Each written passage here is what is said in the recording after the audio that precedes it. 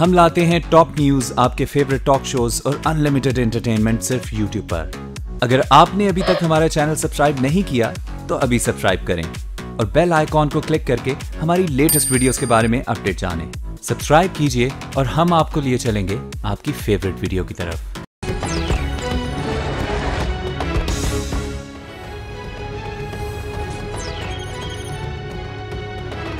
जी welcome back. और इस घंटे में आप G4 खरीदा का स्पेशल प्रोग्राम देखेंगे क्योंकि आज मुल्क की तारीख में, खासतौर पे सियासी तारीख में, दो बड़े फैसले आए हैं। एक तो इमरान खान और जहांगीर खान तरीन साहब के हवाले से। इमरान खान साहब नाअहली से बच गए हैं, जबकि नून लीग की बड़ी कोशिश यही थी कि इमरान खान को किसी तरह से नाअहल करवा लिया जाए, उन पे मनी लॉन्ड्रिंग, उन पे करप्शन के इल्जामात साबित कर दिए जाए, लेकिन वो नहीं हो सका। इमरान खान साहब साफ बच गए हैं।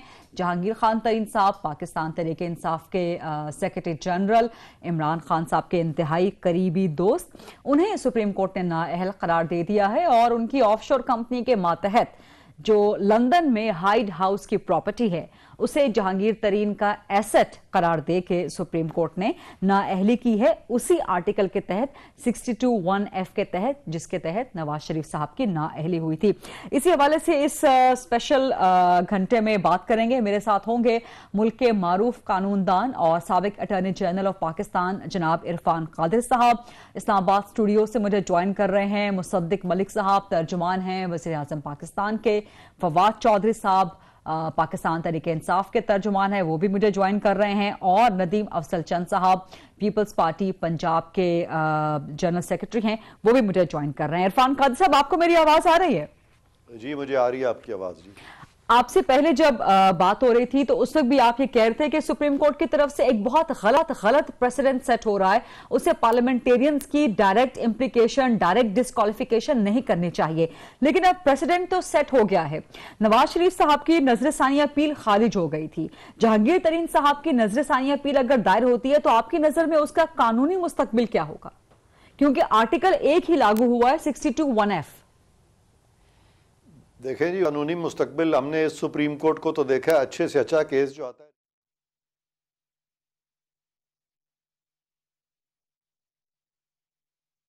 ये उनको ठीक कर सकें, तो इन हालात में ये रिव्यू जो है ये भी वो डिसमिस कर देंगे। और रिव्यू वैसे भी किसी को निकाला जाए तो उसको राइट ऑफ अपील होनी चाहिए।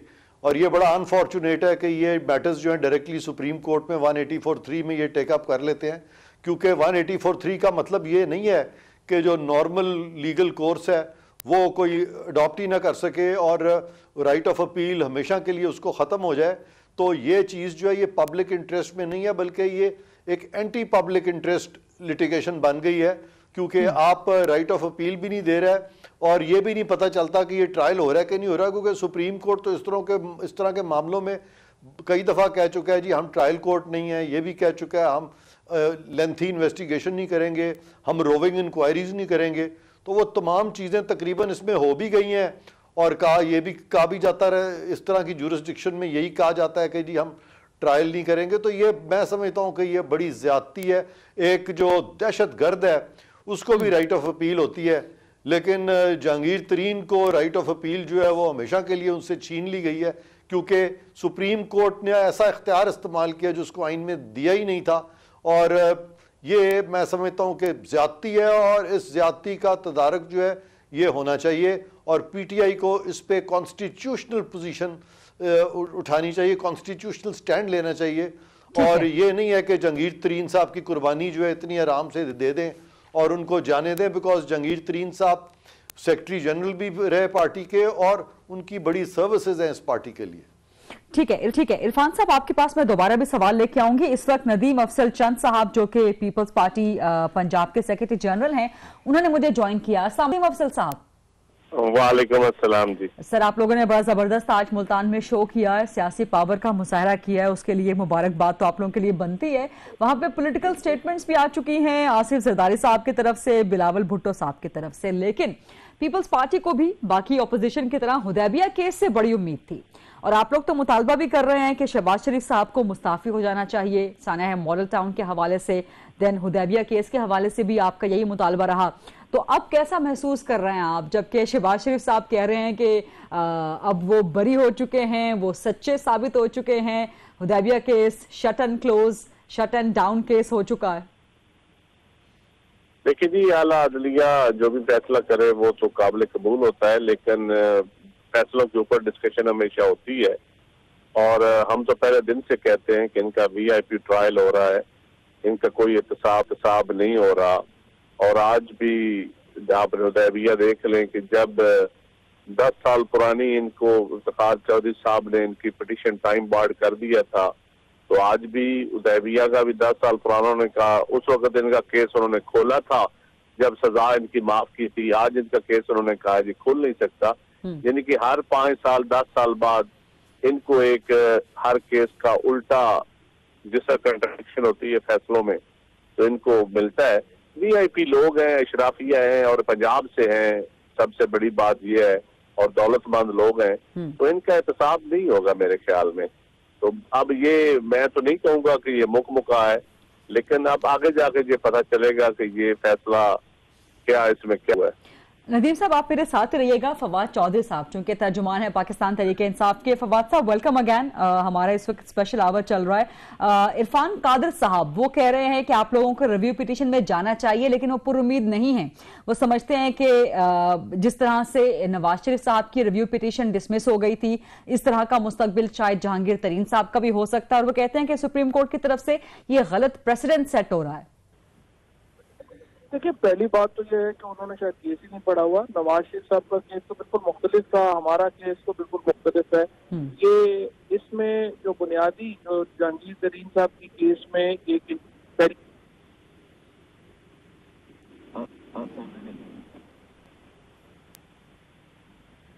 फवाद आप मुझे सुन पा रहे हैं? जो है ये तो डिक्लेयर्ड है उनके बच्चों के अकाउंट्स में।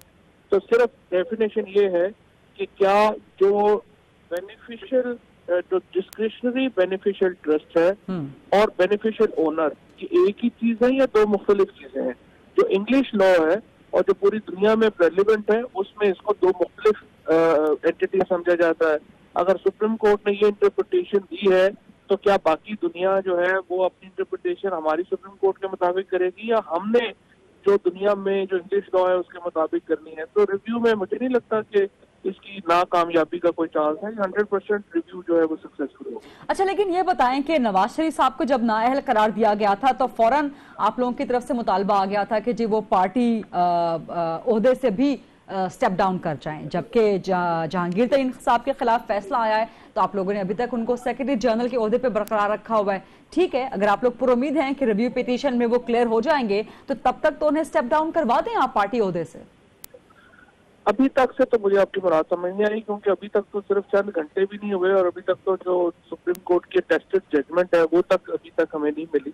मेरा ख्याल है ये आपके एतराज जो है कुछ दिनों बाद आप उठाएंगे और अभी पार्टी के सामने बात रखेंगे। तो इसका मतलब है कि कल सवेरे या उसके बाद आने वाले घंटों में सेक्रेटरी जनरल के ओहदे से हटा दिए जाएंगे या वो खुद हट जाएंगे? मेरा नहीं ख्याल को जरूरत पड़ेगी इंशाअल्लाह। हमारा पॉइंट मैं भी वही कह रही हूँ कि नवाज शरीफ जब नाअहल हुए थे तो आप लोगों ने मुतालबा किया था कि पार्टी अभी मेरा ख्याल है सवाल आपका कबल अज़ वक्त है, जरा देखिए। ओके, चलें ठीक है। अच्छा, ये आज बिलावल भुट्टो साहब ने, क्योंकि आप उनके भी बड़े करीबी दोस्त रहे हैं, एक जमाने में पीपल्स पार्टी में भी आप रहे हैं, बिलावल भुट्टो साहब ने खान साहब को मुखातिब करके कहा है कि ये उनका आखिरी और बिलावल साहब का पहला इलेक्शन होगा। देखिए, बिलावल साहब की पार्टी की जो सिंध में परफॉर्मेंस जारी है उसमें तो मुझे नहीं लगता कि ये इलेक्शन भी उनका पहला इलेक्शन होगा। ये इलेक्शन तो पीपल्स पार्टी का ही आखिरी इलेक्शन लग रहा है। जब तक पीपल्स पार्टी अपने आप को रिव्यू नहीं करती, अपने मामलात को देखती नहीं है, तो सिर्फ वो एज जो है वो फैक्टर नहीं है सियासत का। सियासत का जो फैक्टर है वो परफॉर्मेंस है, गवर्नेंस है। और पीपल्स पार्टी की परफॉर्मेंस सबके सामने है। जिसने नहीं देखी हुई वो इंटीरियर सिंध जाके देख ले, कराची जाके देख ले और उसके बाद देख ले कि सियासत जो है वो पीपल्स पार्टी की रहनी है या नहीं रहनी है। नदीम अफजल चंद साहब, आप कुछ कमेंट करेंगे फवाद साहब की बात पर? नहीं, मैं फवाद साहब की अपनी राय है, उनकी अपनी राय के उनके एहतराम है, लेकिन पीपल्स पार्टी मेरे ख्याल में क्राइसिस में जरूर है, लेकिन अपनी रिवाइवल की तरफ, अपनी स्ट्रगल की तरफ जा रही है। और इस वक्त हमारा एक नौजवान लीडर है, लीडरशिप क्राइसिस रहा है 17 साल बीबी के एग्जाइल के बाद, बीबी की शहादत के बाद, तो लीडरशिप क्राइसिस से गुजरी है और ना मैनिफेस्टो चेंज हुआ है। जो प्रोग्रेसिव मंशूर है इस वक्त भी प्रो पीपल, वो पीपल पार्टी का और किसी जमात का नहीं है। तो मेरे ख्याल में अब इस वक्त फवाद साहब जो है उनको तबसरा गालिबन नून लीग के जवाब देना चाहिए और नून को उनका जवाब देना चाहिए। अब मैं ये हनीफ अबादी की तरफ ही ध्यान रखें तो ज्यादा बेहतर। अच्छा ठीक है जी, हमें मुसद्दिक मलिक साहब ने ज्वाइन किया है इस्लामाबाद स्टूडियो से जी। नहीं अभी नहीं किया। अच्छा ठीक है जी, मुसद्दिक मलिक साहब फिलहाल हमारे पास नहीं है। इरफान कादिर साहब, मैं वो नजरिया तवाजुन के हवाले से आपसे फिर बात करना चाहूंगी, क्योंकि फवाद चौधरी साहब ने इसकी एक नई डिबेट छेड़ दी है पाकिस्तान में।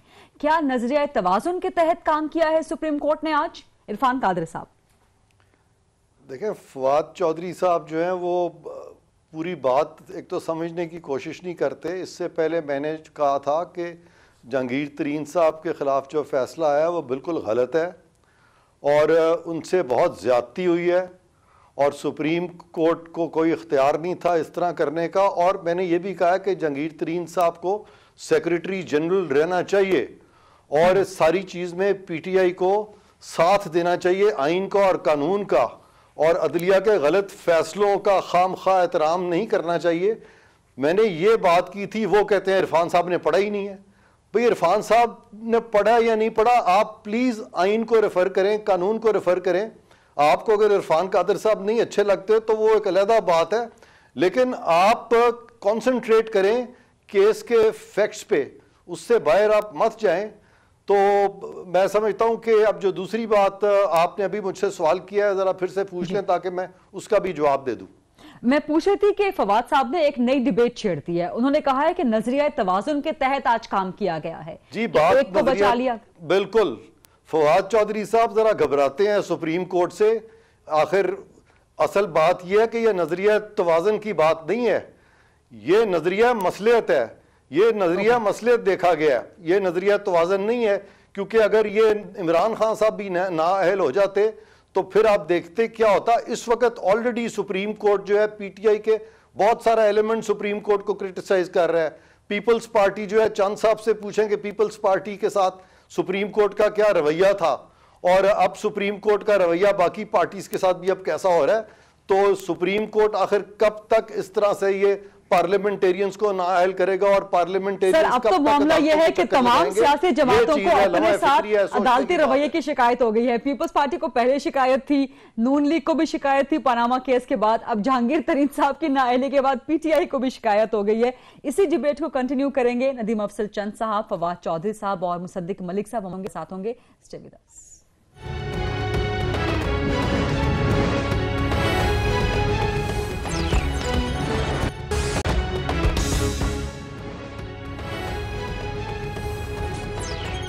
जी welcome back after the break. और हम बात करेंगे आज जो इमरान खान और जहांगीर खान तरीन साहब के हवाले से सुप्रीम कोर्ट का फैसला आया है।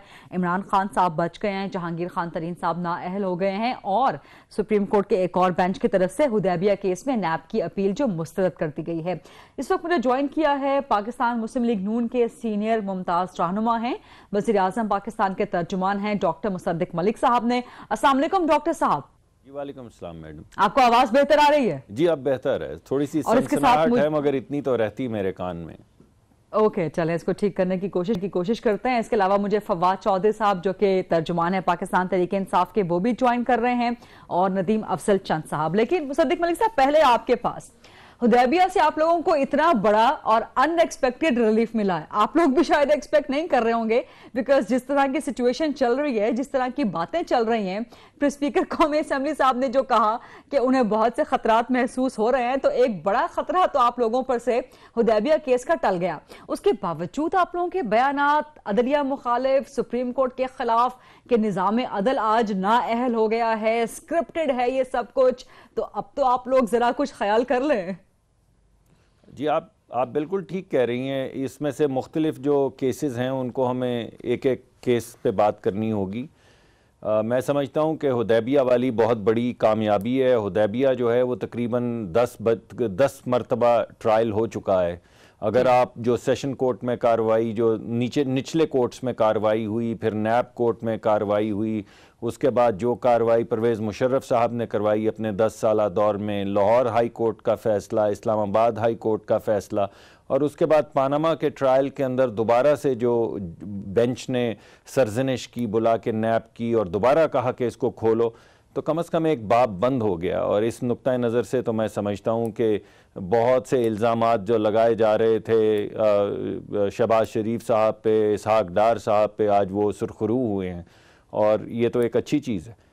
लार्जर इशू जो है वो ये है कि अगर आप इसी तरह सियासतदानों की भाग दौड़ जो है, चाहे वो आप इस्तेमाल करें, क्योंकि मैं ये समझता हूँ कि करप्शन के मामलात जो हैं ये इस्तेमाल किए जाते हैं, अगर आप इनको इस्तेमाल करें, करप्शन का केस अगर फेयर ट्रायल हो तो ना पीपल्स पार्टी उस पर मोतरज़ होगी, ना पीटीआई उस पर मोतरज़ होगी, ना पीएमएलएन उस पर मोतरज़ होगी। तो फिर इसका मतलब ये लिया जाए कि नून लीग भी इस्तेमाल हुई है, क्योंकि करप्शन के ही चार्जेस लेके हनीफ अब्बासी साहब इमरान खान और जहांगीर तरीन के खिलाफ पिटीशन लेके सुप्रीम कोर्ट में गए, फिर नून लीग भी इस्तेमाल हुई है। देखिए, बात यह है कि ये तो हमारी टिट फॉर टैट चल रही है। आपकी बात बिल्कुल ठीक है कि हम पे मुकदमात करते हैं, हम उन पे मुकदमात करते हैं, जहाँ पे हमें झोल नजर आता है हम करते हैं, जहाँ पे उनको नजर आता है वो करते हैं। तो लेकिन सुप्रीम कोर्ट ने जो कहा कि बदनीयती पर मबनी थी, वो ठीक कहा? ये मुझे नहीं मालूम कि उन्होंने, मैं वहाँ पे मौजूद था, मेरे शायद मैं नहीं सही तरह से सुन सका बदनीयती वाली बात, लेकिन ये बात बड़ी वाज़ेह है कि ये जो गेंद सियासतदानों ने उछाल दिया है और सुप्रीम कोर्ट के हवाले कर दिया है, बजाय इसके कि तमाम जो सियासी मामलात हैं उनको सियासी फोरा जो हैं, चाहे वो सेनेट का हो, चाहे वो नेशनल असम्बली का हो, उस पर किया जाए, उनको उसको सॉल्व किया जाए। और अगर सुप्रीम कोर्ट में जाना भी है तो तरीक़ा कार जो है वो हक सच का ऐसा हो कि हर एक का फेयर ट्रायल हो और ट्रायल के बाद उसको अपील का हक मिले। ये जिन तरीक़ाकार जिस रविश पे हम चल पड़े हैं, हमारे मुल्क की रियासत, हमारे मुल्क की वो जो सियासत चल पड़ी है, किसी के पास कोई अपील का हक नहीं रह जाता, हर बंदा जो है वो दूसरे की टांग खींच रहा है। तो फिर आप समझते हैं कि जहांगीर तरीन के मामले में भी फेयर ट्रायल नहीं हुआ? मेरे ख्याल में अगर आप मुझसे ईमानदारी से पूछें तो कोई ना कोई चीज तो गलत हुई है, क्योंकि अगर इमरान खान साहब, आप समझते हैं कि जहांगीर तरीन मामले में फेयर ट्रायल नहीं हुआ, कुछ ना कुछ गलत हुआ है? जी, मैं आपको जवाब देने की कोशिश तो कर रहा हूं कि आप अगर इसको गौर करें तो दोनों इमरान खान और जहांगीर तरीन खान साहब के ऊपर एक ही मुकदमा है। जहांगीर तरीन खान साहब के ऊपर मुकदमा यह है कि एक ऑफशोर कंपनी है जिसके वो बेनिफिशरी थे और उन्होंने वो डिक्लेयर नहीं की, इस वजह से उनको डिस्क्वालीफाई कर दिया गया है। इमरान खान साहब के ऊपर यह मुकदमा है कि एक कंपनी है नियाजी सर्विसेज लिमिटेड और वो एक ऑफशोर कंपनी है जो उन्होंने डिक्लेयर नहीं की। 2000 की एमनेस्टी जिसमें छुपे हुए असासे जाहिर करने की इजाज़त दी गई थी, उसके बाद उन्होंने वो असासा जो नियाजी सर्विसेज लिमिटेड का था, यानी उनके अपने नाम पे नहीं था, वही कंपनी जिसका आज जिक्र किया गया कि उनकी बहनों की है और उसमें वो अपार्टमेंट था, वो यहाँ पे उन्होंने डिक्लेयर कर दिया। लेकिन उन्होंने नियाजी सर्विसेज कंपनी जिसके वो बेनिफिशियल ओनर हैं, कोर्ट ने आज भी कहा डिक्लेयर नहीं की। एक साहब ने डिक्लेयर नहीं की, वो बेनिफिशियल ओनर हैं, उनको बाहर निकाल दिया। एक साहब ने बेनिफिशियल ओनर हैं, डिक्लेयर नहीं की, उनको अंदर रख दिया। तो ये दो मुख्तलिफ मयार जो हैं, इनसे हमारे नहीं, सर मुझे इस पे कमेंट चूंकि फवाद चौधरी साहब से भी लेना है, लेकिन ऑफशोर कंपनी के हवाले से बात नहीं की। अगर गौर से पढ़ा जाए सुप्रीम कोर्ट का फैसला, तो उस ऑफशोर कंपनी के नीचे जो एसेट है, उस एसेट को डिक्लेयर करने या ना करने पे इमरान खान नहीं मैडम देखिए, मेरी बात सुनिए, ऐसा नहीं है। देखिए, पहली बात तो ये है कि उस कंपनी के अंदर नियाजी सर्विसेज लिमिटेड में सिर्फ ये अपार्टमेंट नहीं थे, पैसे भी आते रहे हैं और पैसे बाद में भी आते रहे हैं इस अपार्टमेंट को खरीदने के बाद। उन एसेट्स की नॉन डिक्लेरेशन, यानी उस कंपनी के अंदर जो भी एसेट हो, एक पैसे का 9 पाउंड का एसेट हो या 9 लाख पाउंड का एसेट हो, अगर जहांगीर तरीन नहीं डिक्लेयर करता तो वो डिस्क्वालीफाइड है, और अगर इमरान खान नहीं उसको डिक्लेयर करता तो वो क्वालिफाइड है। तो यानी कि मुसद्दिक साहब, ये हुब्बे अली नहीं है, बुग़्ज़े मुआविया है। आप कह रहे हैं कि जहांगीर तरीन के केस के फैसले में फेयर ट्रायल नहीं हुआ, इमरान खान को भी ना अहल होना चाहिए था। देखिए मेरा नुक्ता नजर ये है कि अगर आप ये कह सकते हैं कि इलेक्टेड वजीर आजम पाकिस्तान के जो हैं उनको अपनी सैलरी 10,000 यानी 3 लाख रुपए की सैलरी अपने बेटे से ना लेने पे वो एसेट है, एसेट ना डिक्लेयर करने पे निकाला जा सकता है, जहांगीर तरीन साहब को निकाला जा सकता है, तो इमरान खान की कंपनी को क्या सुरखाब के पर लगे? फवाद साहब क्या कमेंट करेंगे आप? काफी देर से आपने सुन लिया मुसद्दिक मलिक साहब को। नहीं, पहली बात तो यह है कि मुसद्दिक मलिक साहब को मैं कहूंगा कि जो जस्टिस फैसल अरब साहब का फैसला है, 11 पेज है, सिर्फ आखिर वाले वो पढ़ लें तो उनको काफी चीजें क्लैरिफाई हो जाएंगी। इमरान खान साहब का केस बिल्कुल मुख्तलिफ है और जहांगीर तरीन साहब के मुकदमे में भी फर्क है। जहांगीर तरीन साहब को जो डिस्क्वालिफिकेशन है मैं समझता हूँ कि बिल्कुल दुरुस्त नहीं है और इसलिए हम रिव्यू में भी जा रहे हैं। और उसमें जो मामला है वो इंटरप्रिटेशन का मामला है। बेनिफिशियल डिस्क्रिशनरी ओनरशिप और बेनिफिशियल ओनरशिप, ये दो लीगल टर्म्स हैं जिनकी डेफिनेशन का मामला है और वो देखेंगे कि उसको सुप्रीम कोर्ट किस तरह इंटरप्रेट आगे चल के करती है। इमरान खान साहब के मुकदमे में तो बिल्कुल भी कुछ नहीं था। NSL कंपनी जिसका सुप्रीम कोर्ट ने बड़ी डिटेल में उसको डिस्कस किया है कि उसमें इमरान खान का एक भी शेयर नहीं था और जो उनका एसेट था वो उन्होंने डिक्लेयर किया हुआ था। 41 साल की एक पाई का हिसाब उन्होंने दिया है और बहुत ही डिटेल से सुप्रीम कोर्ट ने इनके तमाम आर्गुमेंट्स को एक एक करके जो है वो रबिश किया है और उन्होंने डिस्कस किया है। तो मेरा ये ख्याल है कि ये कहना कि वो उनका केस और उन्होंने ये भी सुप्रीम कोर्ट ने पूरा डिटेल में बताया है कि किस तरह ये मुकदमा पैनामा से मुख्तलिफ था। जी बिल्कुल। तो मेरा ख्याल है ये आखिरी अगर 11 पेजेस पढ़ लेंगे फैसल अरब साहब का खुसूसन फैसला तो उससे उनको काफी मदद मिल जाएगी और डिफ्रेंशिएट कर पाएंगे कि दोनों मुकदमात में क्या क्या नहीं। तो आप क्या समझते हैं कि जहांगीर तरीन साहब जो हैं अगर अदालत ने ये फैसला किया है तो वो वाकई मुजरिम हैं और उनको निकाल देना चाहिए, आप ये समझते हैं? मैंने अर्ज किया है कि मैं ये समझता हूँ कि फैसला दुरुस्त नहीं है और इसीलिए हम इसको रिव्यू में जा रहे हैं और इसीलिए हम इस फैसले का जो इंटरप्रिटेशन है वो सुप्रीम कोर्ट के सामने दोबारा रख रहे हैं। तो मैडम आप ये देख लीजिए जरा, ये तकरार जो अभी आपने पैदा की है कि अगर 3 लाख रुपए नवाज शरीफ डिक्लेयर नहीं करते अपना एसेट तो वो सही है, अगर ये जहांगीर तरीन साहब नहीं डिक्लेयर करते अपने 12 एकड़ या 14 एकड़ का घर तो वो जो है गलत है और इमरान खान तो वैसे ही मार रहा है डिबेट को आगे बढ़ाना है। लेकिन जरा नदीम अफजल चंद साहब को डिबेट में इन करना चाहेंगे। नदीम साहब आपने दोनों को सुन लिया, डॉक्टर मुसद्दिक साहब को भी सुना, फवाद चौधरी साहब को भी सुना, इस मामले पे आप क्या कहेंगे? नजरिया इस्तेमाल किया जा रहा है और ये बड़ी अच्छी गुड्डी खेलते हैं लेकिन एक बात मैं डॉक्टर साहब की बात से इत्तेफाक करता हूं कि पॉलिटिकल मामलात पार्लियामेंट में हल होने चाहिए थे, लेकिन काश डॉक्टर साहब जिनके एडवाइजर हैं वो डॉक्टर साहब के एडवाइस पे अमल कर लेते और पनामा का जो इशू है इसको पार्लियामेंट के TOR के तहत ही हल कर लिया जाता या पार्लियामेंट को खुद बेतौकीद न की जाता। बहुत सारे इशूज के ऊपर जिस तरह अब पार्लियामेंट में इलेक्टोरल रिफॉर्म्स के ऊपर हम कर रहे हैं, तो मेरे ख्याल में पॉलिटिकल लोगों ने खुद अपनी स्पेस जो है वो दूसरों को दे दी है। तो अब पछतावे, वो कहते हैं ना, अब पछतावा ही पछतावा है।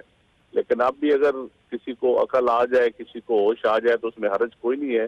लेकिन सुप्रीम कोर्ट ने जो भी डिसीजन किए हैं अल्टीमेटली लोग तो उस पर अमल दरामद करेंगे। नदीम साहब आप समझते हैं, क्योंकि फवाद चौधरी साहब ने एक बड़ी इंटरेस्टिंग डिबेट छेड़ दी है, आप समझते हैं कि सुप्रीम कोर्ट ने नजरिया तवाज़ुन, क्या कोई नया नजरिया तवाज़ुन ईजाद हुआ? देखे नजरिया तो रहा इस मुल्क में और शायद अभी रहेगा भी चंद साल। अब ये नहीं पता कि तवाज़ुन खो बैठा है या तवाज़ुन है, ये फवाद साहब बेहतर बता सकते हैं। तो इसके ऊपर अभी ये चंद दिनों बाद पता चलेगा कि नजरिया तवाज़ुन खो बैठा है या तवाज़ुन बरकरार है नजरिए का, ये अभी नहीं कहा जा सकता। और इस दौरान सिस्टम अपना तवाज़ुन बरकरार रख सकेगा या नहीं, इसी पर डिबेट को वो स्पीकर साहब की बातों के बाद इस्लामाबाद सर मुझे डिबेट करनी है। मेरे ख्याल में तो डिबेट पॉलिटिक्स अपना तवाज़ुन खो चुकी है। सर मुझे इसी पॉइंट पर डिबेट करनी है। एक ब्रेक के बाद, let's take a short break, उसके बाद यहीं से पॉइंट को आगे बढ़ाएंगे कि जो पार्लियामेंट अपनी स्पेस दीगर इदारों को दे रही है क्या वो वापस ले सकती है और तवाज़ुन इदारों के दरमियान भी क्या बरकरार रह सकता है, किस तरह, आफ्टर अ शॉर्ट ब्रेक।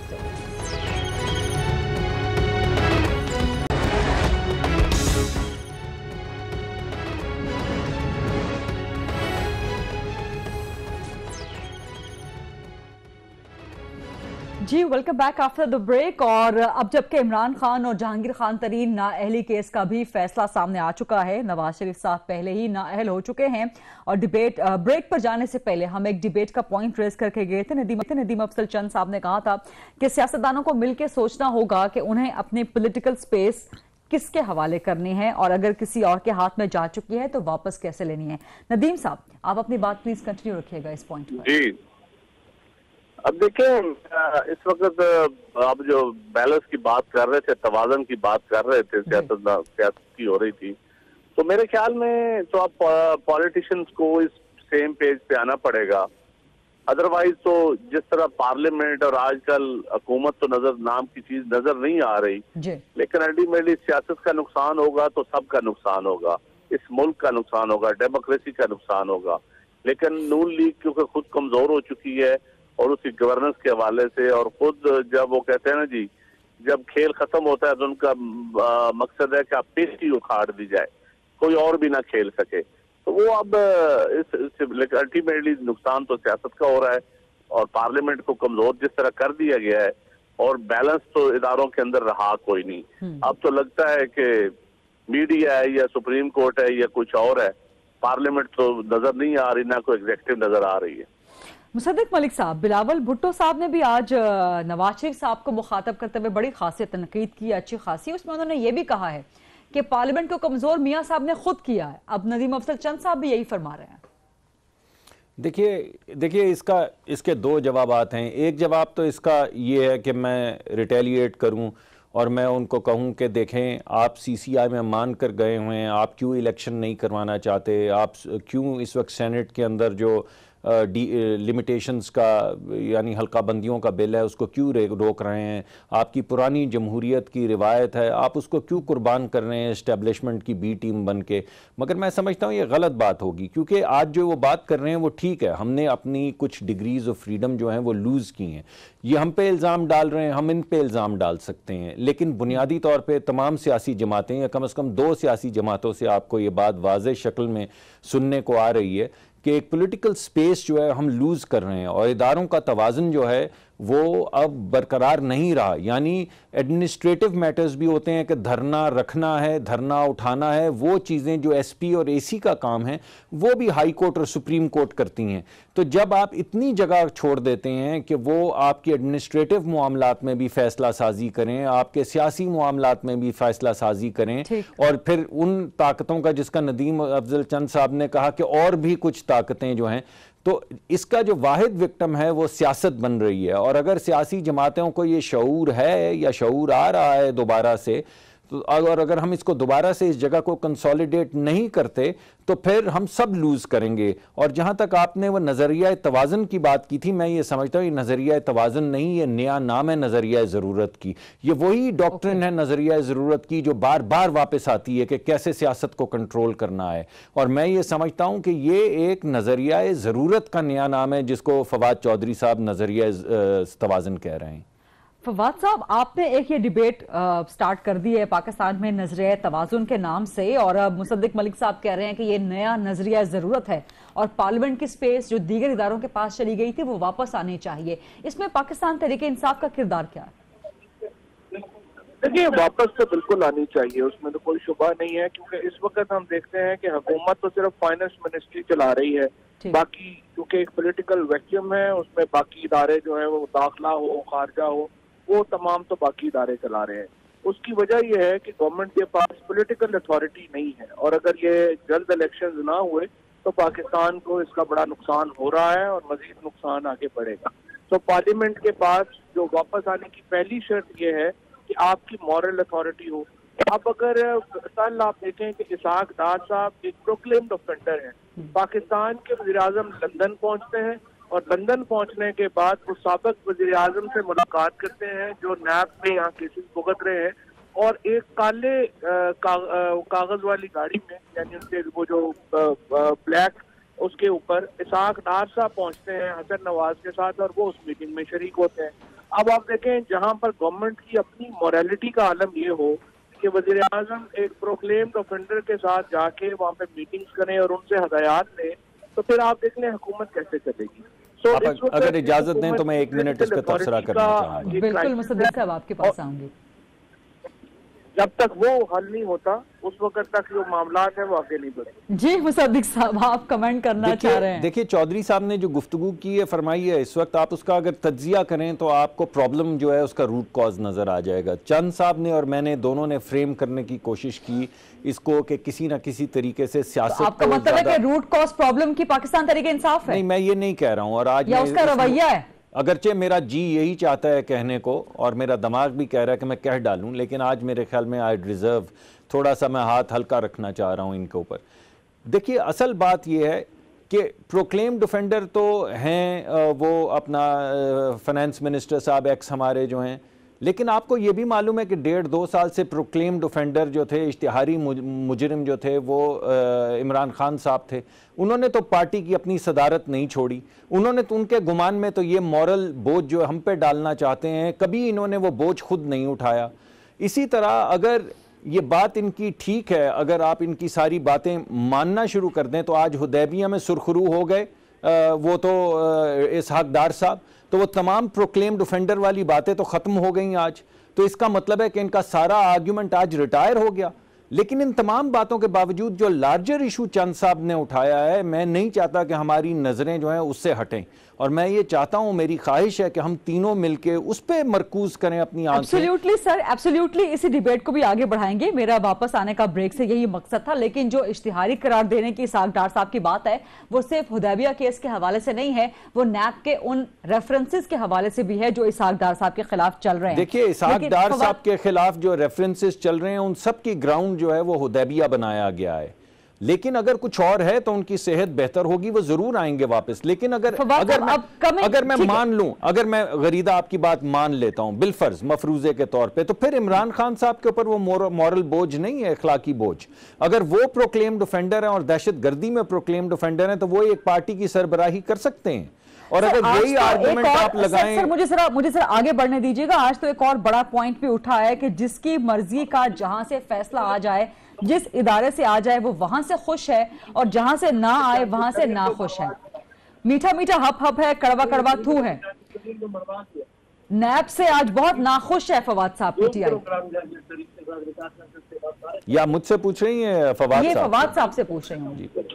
अच्छा, पहली बात तो ये है कि एक चीज की मैं क्लैरिटी कर दूं कि डॉक्टर मुसद्दिक मलिक साहब जो कि पॉलिटिकल वर्कर नहीं है, तो उन्हें ये एहसास नहीं है कि पॉलिटिकल प्रोटेस्ट को जो है वो दहशतगर्दी का, कोई भी पॉलिटिकल वर्कर उसको दहशतगर्दी नहीं समझता, और उस केस में डालना हुकूमत को उस पर शर्मिंदा होना चाहिए। जो वर्कर्स को उसमें डाला गया है 350-400 बशमूल इमरान खान, जो उनके लिए फख्र की बात है कि वो constitutional right of free elections के लिए लड़े थे और उसके ऊपर फख्र होना चाहिए। और इसहाक डार साहब का मामला इसलिए मुख्तलिफ है कि वो करप्शन के केस में मुलव्वस है और करप्शन के ऊपर उन्हें शर्मिंदा होना चाहिए। दूसरी, और जहांगीर तरीन के मुतालिक क्या ख्याल है आपका? उनको भी तो आज हो गया मुकदमा, अब उनको पर इखलाकी जिम्मेदारी डाल दी आपने? जी बिल्कुल, हमने तो ये कहा है कि नैब और आप आपस में मिले हुए हैं, और ये तो बड़ा आसान है कि आप पहले पैसे बनाएं, पैसे बाहर भेज दें और कहें कि हमारे बच्चों के ऊपर पाकिस्तानी लॉज ही अप्लाई नहीं होते, और उसके बाद अपनी नहीं। लेकिन चौधरी साहब, जहांगीर तरीन साहब के मुताल्लिक आज तबसरा कीजिए, आज वो मुजरिम बन गए हैं, हजम करके बैठ जाए। और उसके सर ये सवाल मैंने भी तरीन साहब के हवाले से फवाद साहब से किया था, उन्होंने मेरे सवाल का मुजरिम हो गए आज तो मुजरिम गर्दाने गए, मुल्जिम नहीं मुजरिम है जहांगीर तरीन साहब। मैंने भी फवाद साहब से किया था, फवाद साहब ने जवाब नहीं दिया था इसका। मेरे पास वक्त खत्म हो रहा है। नदीम अफजल चंद साहब से एक क्लोजिंग कमेंट लेना चाहूंगी। नदीम साहब, आपने सबकी बात सुनी है। बस मैं यही कहूंगा कि जिसके खिलाफ फैसला है, मॉरलिटी सब के लिए एक जैसी होती है। ये नहीं कि पीपल्स पार्टी के लिए और है और नून लीग के लिए और है। और मेरे ख्याल है पॉलिटिक्स की बुनियाद इखलाकियात तो होती है, उसका अमली मुजाहरा करते हुए फैसलों को तस्लीम करना चाहिए और आगे चलना चाहिए। बहुत बहुत शुक्रिया नदीम अफजल चंद साहब, डॉक्टर मुसद्दिक मलिक साहब, फवाद चौधरी साहब। ये था स्पेशल प्रोग्राम G4 का देखने का बहुत शुक्रिया। आई सी यू टुमारो।